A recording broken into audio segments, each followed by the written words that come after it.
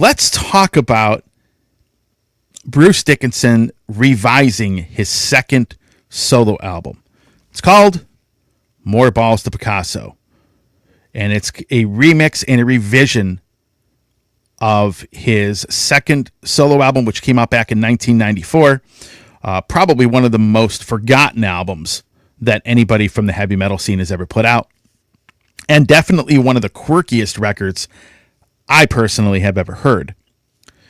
So let's go back in time a little bit and talk about this. So I'm going to give you my personal story with this. Because this was Bruce's first real collaboration with Roy Z. And before I talk about the record, let's go into Roy Z and his version of how he met Bruce Dickinson and started working with him. Check out this clip. How did it come about that you started working with Bruce Dickinson in 1994 when Balls to Picasso came out? And talk a bit about working with Bruce on his solo material. Well, right place at the right time, I guess you could say. Tribe of Gypsies was mixing in the evening at a studio called Goodnight LA, and Bruce was in there during the day working on what was a solo record, right? And I mean, nobody knew at the time that he was going to leave Maiden and all that. He was just there working in LA, working on a solo record. And long story short, one day they forgot, they told Bruce, you have a day off tomorrow, and he must have forgot because he showed up for work, and we were in the studio mixing, and I didn't recognize him when I first saw him because I just saw a big wad of hair flying everywhere to one of our songs, and I was pretty ticked, to be honest with you. And when he turned around, he goes, "Hey, I'm Bruce. I love your band, and I want to help you guys." A week later, I'm on a plane going to London, London, England. I was like 22 or 23, something like that. And so then from there, we just, he wanted us, after that, he canned that album he was working on. He's like, "I like your album better. It's real fresh. Let's do something weird and bring your band and me together." And I said, "Okay, let's do it." So we did that experiment. It was cool. Bruce didn't really want to do anything kind of too heavy metal or, because he was just, I think he was trying to exercise Maiden at that point from his, at least a little bit musically, And so we made Balls to Picasso, and there's some good stuff there. Tears of the Dragon for me was always the song, that he wrote. It was a beautiful song. Okay, that's Roy Z talking about how he met Bruce Dickinson. So now let's talk about Balls to Picasso. Folks, when this album came out, nobody cared about heavy metal in the United States anymore. Most people didn't care or couldn't have cared less at the time when this album came out. Now, I bought it when it came out, so I'm going to give you a little bit of context as to what I mean by that. Because pretty much heavy metal died overnight in the United States back in 93, 94. So me, being a young kid and buying this album, I'll give you a funny story of how people really didn't care about it back then. So I ended up getting into Iron Maiden back in 1993. I found a copy of Power Slave and Peace of Mind in a record store. I took a chance on it. I loved the cover. And, I liked heavy metal, but Iron Maiden is the band that really made me like a lifelong fan of this kind of music. When I first heard Aces High and 2 Minutes to Midnight, and I started listening to some of these songs on Peace of Mind, like Revelation and Flight of Icarus and stuff like that, folks, I was all in on heavy metal. And Iron Maiden was the band which, as a fan, pulled me into absolutely loving this kind of music.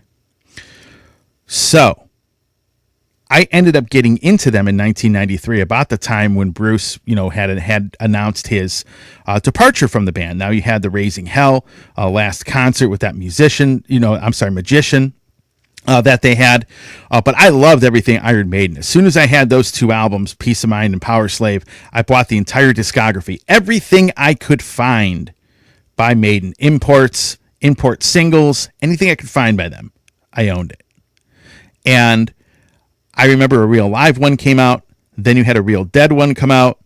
Then you had the Live at Donington, 1992, which I had to import over here, that show. And then I ended up buying the VHS tape, the Japanese. I think it was only available in Japan. Because Japanese VHS would play in VHS players in that format would play over here. So I had to go to Japan to get that concert on a VHS cassette tape. It was like $50 to get that thing too, which was crazy. But I had all that stuff. And for me, Iron Maiden was like the biggest band in the world. I mean, I absolutely loved their music. And as a kid, unbeknownst to me, I didn't realize heavy metal had died overnight in the States. So back in the old days, you could pre-order albums at a music store. That's right. A lot of where you ended up getting your music, you didn't have Amazon. You didn't really have much of an internet back then. You went to music stores.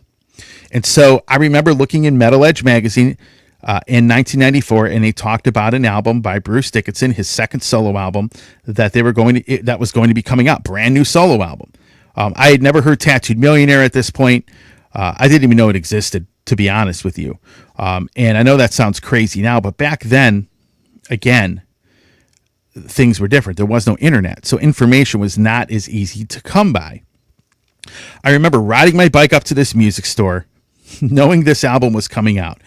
The clerk at the counter, I walk in. Now, I'm thinking to myself, man, everybody's going to want this record. I got to pre-order mine so I can guarantee to get my copy.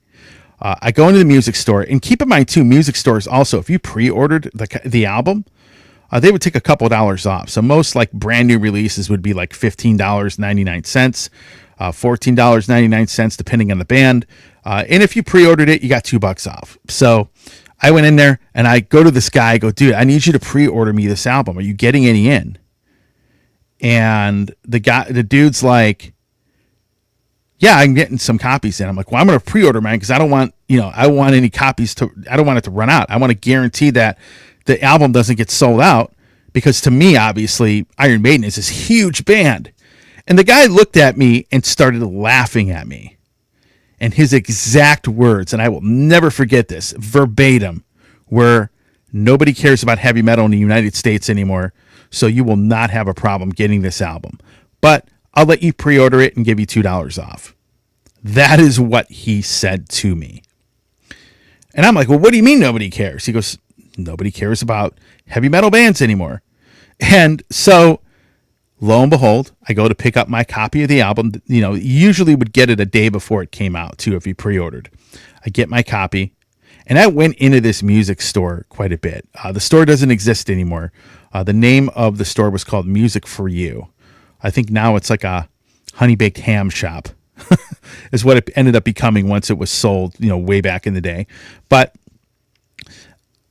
really, nobody did care about this record when it came out. Nobody. It was like heavy metal died overnight in the United States.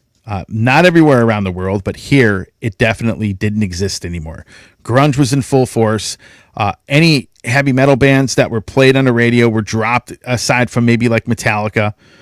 And it was just a dead genre. I mean, the only real metal bands doing anything here you had was, maybe Pantera. Ozzy was still doing somewhat pretty well. You had Metallica doing pretty well, but for the most part, many of these bands were not. And Iron Maiden certainly was not, because Bruce had left.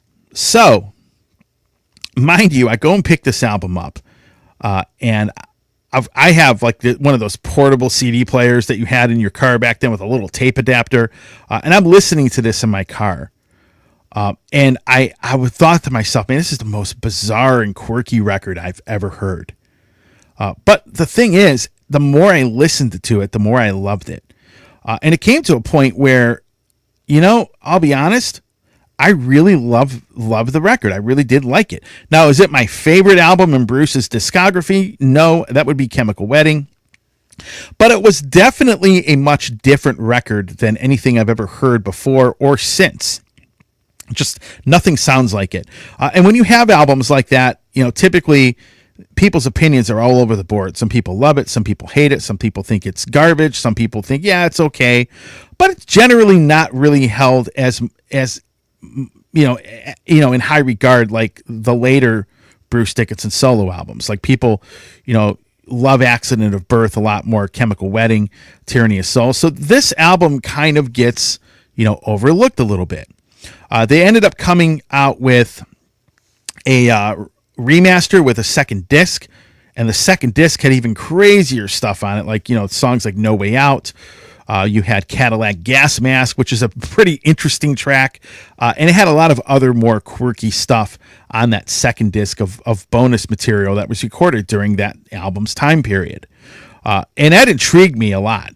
I would not say this is my favorite Bruce Dickinson solo album, but it is definitely one of the more intriguing albums he's ever done. So now let's talk about more Balls to Picasso, the revised version. So just so you know what this is, it's remixed, and there are guitar parts and other instruments added on into many of these songs. And in many cases, the additional parts add a completely different dynamic to the song. So for example, let's go to the song Cyclops, first song on the album. Very slow, very, very weird, quirky song that, you listen to it and you're like, man, I wouldn't expect a Bruce Dickinson album to sound like this, but it does. They add keyboards to it, which I know that doesn't sound like much, but it does change the way the song sounds and the whole dynamic of it compared to the original one. 1,000 Points of Light, for example, during the chorus, they have these like guitar solos going during the chorus, like these guitar parts being played that didn't exist there before. So a lot of these songs, like Change of Heart, has a lot of different, weird instruments in it, Laughing in the Hiding Bush. So they all have stuff that has been added to these tracks, which makes the album even more quirkier. Some of the, songs, it changes the dynamic of, for them for the better. Like 1,000 Points of Light, gotta be honest, I like the new version of this better than the original. But there are other songs that I think, like Shoot All the Clowns, I think the original version of it is better than this one. So it's kind of a mixed bag for me as how I look at this. It's an interesting take on the album. The remix, I thought, was pretty solid. Could have been probably a little better, but it's hard to say because they added all these other instruments and they added all this stuff to these songs. Tears of the Dragon, that is the one song people universally love off this album. I think they added a lot of stuff to it, but I like the original version of the song a lot better. But Tears of the Dragon actually is the one song off of this that the fan base universally absolutely loves. So do I like it as a whole better than the original? Probably not. But I think some of the revised parts are very interesting to listen to because, again, this is a very different album. Now you have some studio tracks on here, Gods of War, and then Shoot All the Clowns live in the studio. Just so you all know, these are not versions from the live album Alive in Studio A, which came out right after this. So just so you know, a lot of people forgot about this, but after Balls to Picasso came out, they had a double live album called Alive in Studio A, and of course Live at the Marquee. And those live tracks, they did live songs from in the studio from Bruce's, the two solo albums that he had out at the time. And the Live at the Marquee, which was actually recording from, a gig at the Marquee that he did, a solo gig. So it's just an interesting point of time in Bruce's musical career. Now, these two songs on these live tracks, these live in the studio tracks, I could do without them. They really don't do anything for me. But generally speaking, I think that I think they did a great job on it. But do I like it better than the original? In my opinion, no. But I do find it very interesting. It's a good listen. It was actually fun listening to reworked versions of these songs that I've been listening to now for over 30 years. But I've always been somebody that has always liked this album. So I just thought it was interesting. He decided to go back and do what he did with this. So would I recommend it? I mean, if you like Bruce Dickinson's stuff, his solo stuff, I definitely recommend at least giving it a listen. I think it's good. I mean, I bought the vinyl and the CD copy of it because I do like it. And I think he did a great job on it. It's a different take on the album. And you got to have an open mind for it, because some of the instrumentation and some of the things that he adds to a lot of these songs, a lot of it's unexpected, to be honest. But I would probably say I like the original version of the album better. That's not to say this is bad. The mix isn't bad. Could have been probably a little bit better, but given the type of record that it is, I don't know if they really could have done a better mix on this album. So very, very good. I like it. I definitely recommend getting it if you are a Bruce Dickinson fan. It's definitely worth picking up. And it's interesting.